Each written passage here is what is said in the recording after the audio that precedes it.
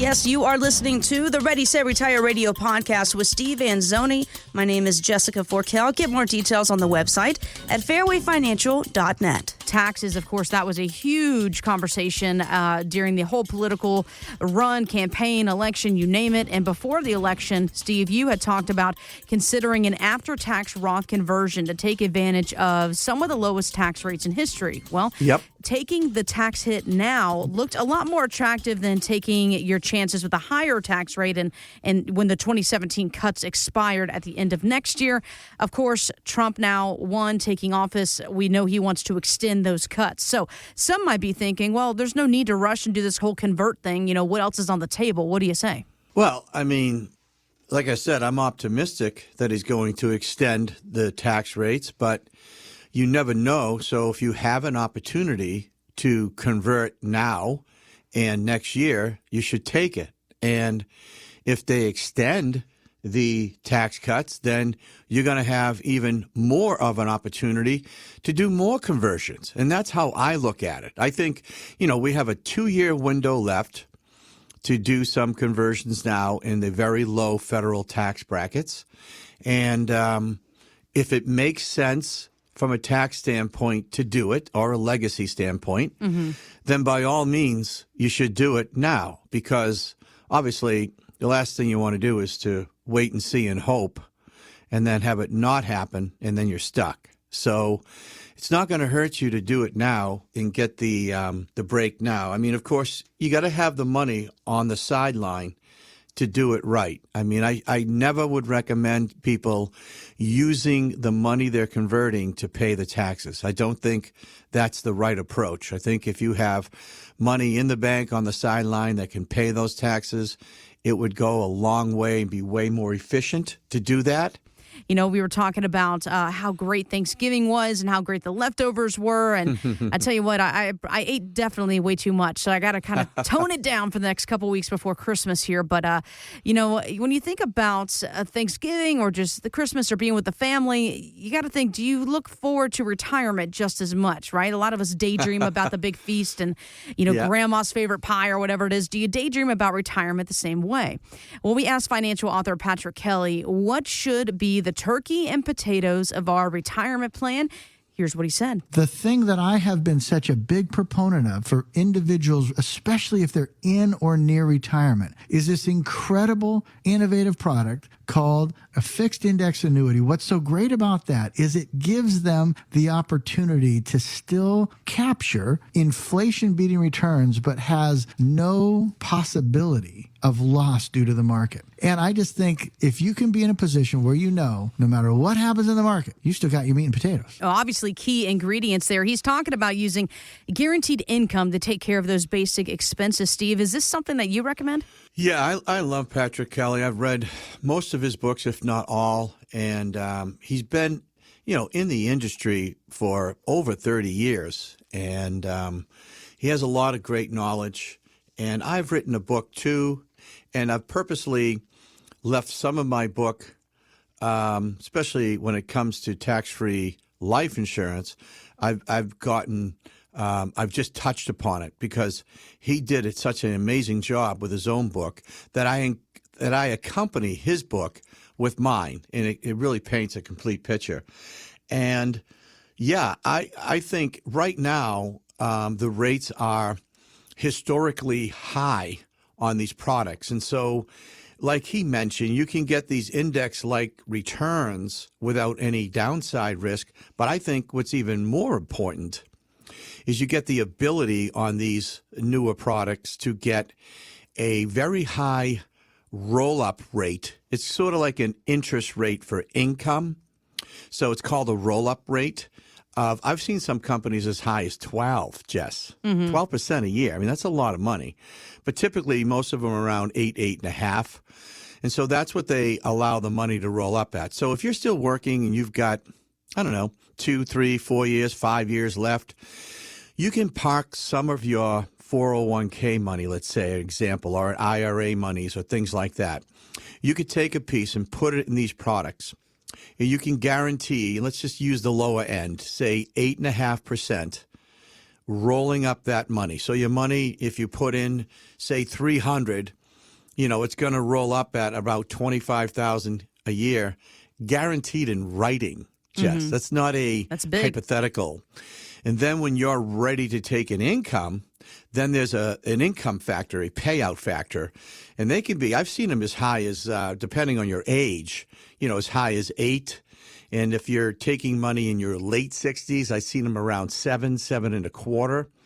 And that means whatever that pile is multiplied by that number is the check that you, and if you're married, your spouse, will receive for the rest of your life. It's not going to run out. Even if the initial pile runs out, the check will never run out. It's unbelievable. So that's what he's talking about. And yes, I'm a big, big proponent of these. I've had a lot of phone calls on the show about these. And, Jess, we've talked a lot about this over the last, 5 or 6 months because the rates have been through the roof and they're still good. I think it's a great piece to add to your overall retirement plan. I mean, who doesn't want more income in retirement? And isn't that the goal? I mean, Absolutely. Isn't that how do you replace your paycheck? I mean, that's what we're trying to do here. So let's not lose focus of the game, which is to replace your paycheck. And so, yes, these products are phenomenal. Just when you thought the stock market couldn't go any higher, it did exactly that after Donald Trump's election. So ask yourself, what's behind the surge?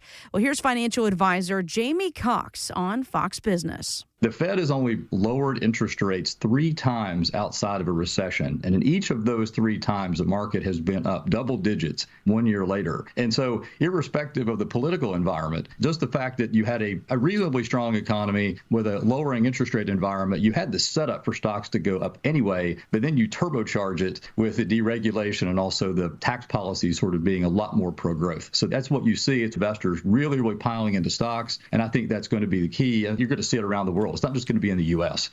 Yeah, I think a lot of folks have that same mentality. And just to be fair here, I mean, the market was doing really well before the election outcome. Yes, of course, a couple days after, it did surge a little bit. So I don't want folks to put all their eggs in one basket and say, oh, Trump won, everything's going to be sunshine and rainbows. Let's dive into the market. So just keep that in mind. But also, Steve, I've heard some warn about this whole Trump bump could be followed by a quick Trump dump of stocks. So are you warning clients about getting caught up in the excitement? Yeah, I mean, the market was doing well. It actually was at, historic highs this year. Of course, it was easier to do when it got crushed in 22 to come back. And yeah, the market is, it went up over 1,200, I think, the day he got elected. And by the way, people recall when he got elected again in 2016, same thing happened. And so, it was it was actually pretty good years when he was in before. And I think it's because of his positions and how he puts or tries to put America first and all that stuff. And whatever it is, I mean, listen, I'm not complaining. I got my grandkids' 529 plan. I got my own 401k plan. And a lot of my clients have money in the market. So I'm happy about it. Is it going to last forever? Of course not. I mean, look. It doesn't work that way. If it did, everybody would be in the market, right? But there's a risk factor there. There always has been, and there always will be. We have to look at our overall retirement plan is not just, the pile of money today and what it's going to look like next week because, we don't know what it's going to be 6 months from now, a year from now, 2 years from now. And so with that in mind, we have to plan accordingly. And we have to focus more on cash flow and income. You know how I am, and I'm a big fan of buckets. It doesn't matter if the market's up or down. I think you should have buckets. But a lot of people, especially those close to retirement, are more concerned with the bucket that protects the asset than, makes the gain, right? And as they should be because they're closer to retirement or maybe they're in retirement. And so the right balancing act is to look at your plan in terms of buckets of wealth and create a income plan first and have that solid. And that's usually made up of Social Security, pension, if you're lucky to have a pension, and then other types of products that are protected from downside risk, like what Patrick mentioned earlier, an index annuity where you can use the index for gain only, but don't get hurt by it, right? So that's a defensive strategy. And so these products you want to use in the income bucket. And then obviously the inflation hedge bucket is the one that, we leave right where it is and let it, right now it's in a happy state, but it could go back to a sad state again in 22. It just is what it is. But what we don't want is to have all our money in one bucket, especially the bucket that is, in the risk pile, and have that go the other way at the wrong time. Because that's the threat to people's financial retirement income security. That's the threat, is to have that bucket take a 30 or 40% hit again, because it has done that in the near past. It wasn't that long ago that this happened.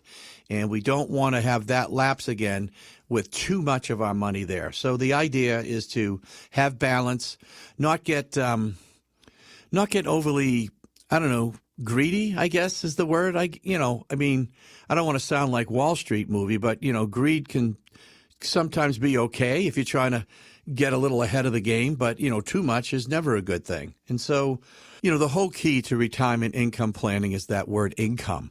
So we want to make sure that we create buckets of income along with buckets of wealth. And so this is a strategy that I've been doing for over 35 years. Okay, it's tried and it's true.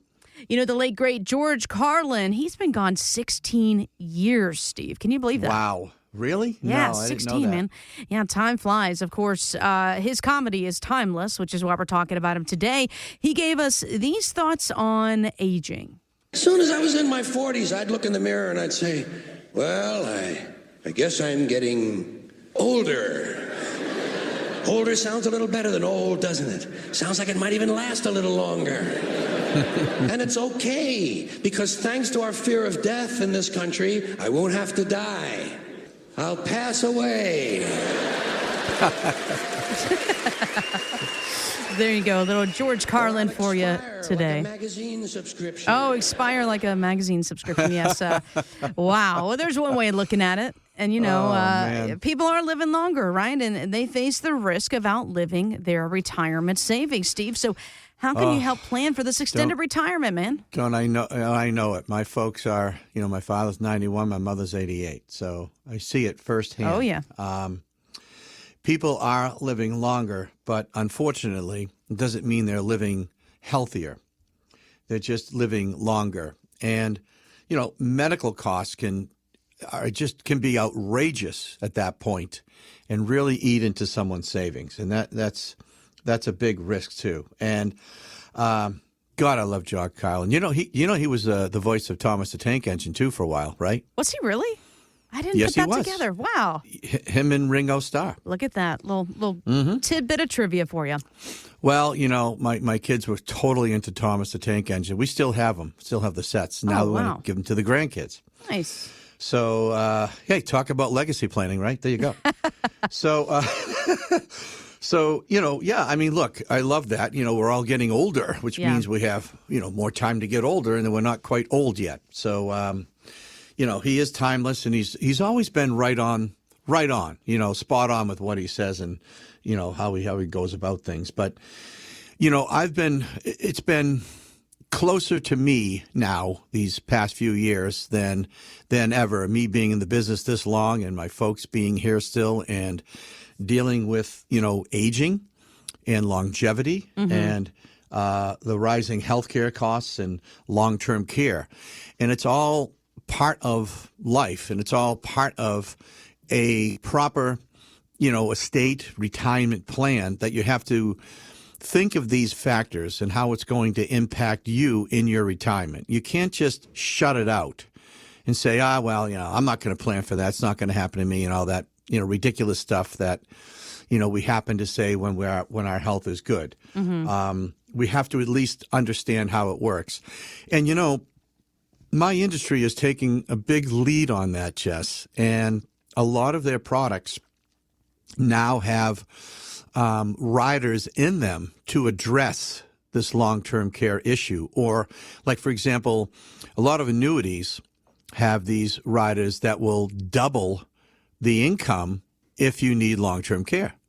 So that's a pretty amazing benefit. You think about it, you put a pile of money in there and you guaranteed, I don't know, say $30,000 a year, right? Mm-hmm. And then you need long-term care and it becomes $60,000 a year for a set number of years, depending on the contract, maybe 3 years or 4 years.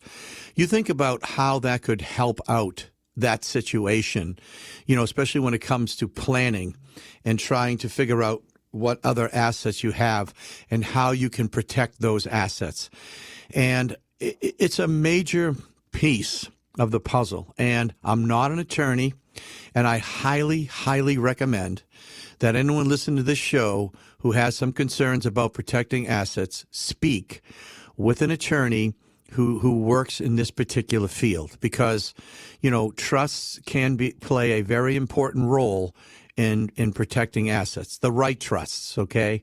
And that's what attorneys can help you do, and it's part of an overall plan. And that's what we're here to do, is to help people, not just with what we do in-house, but what else we can help them with, whether it's, with tax planning and seeing the right CPA, or if it's, in this case, healthcare, and making sure you understand the risks, understand what your medical insurance does cover and doesn't cover. Get more details on the website, fairwayfinancial.net. That's fairwayfinancial.net. Steve Anzoni is a licensed insurance provider by the Division of Insurance and is not registered as an investment advisor. Insurance and annuities offered through Steve Anzoni, Massachusetts Insurance License 3851053. Annuity guarantees rely on the financial strength and claims paying ability of the issuing insurance company. Read your contract for restrictions, limitations, or penalties. Steve Anzoni is not licensed in all 50 states. To find out if Steve Anzoni is licensed in your state, please call 508-398-3337.